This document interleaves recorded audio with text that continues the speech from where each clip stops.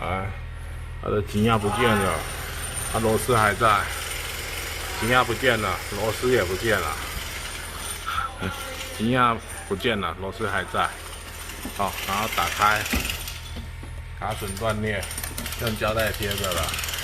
好，那边这卡榫直接断了，打开也是用胶带贴的，看。好，好，这个螺丝还在，这个螺丝不见了。好，这个螺丝还在，电气盖不见了。哦，插pin也没插，我不知道它怎么开机的。好。水盘拆下来这么脏，看一下，海水根本就没有通。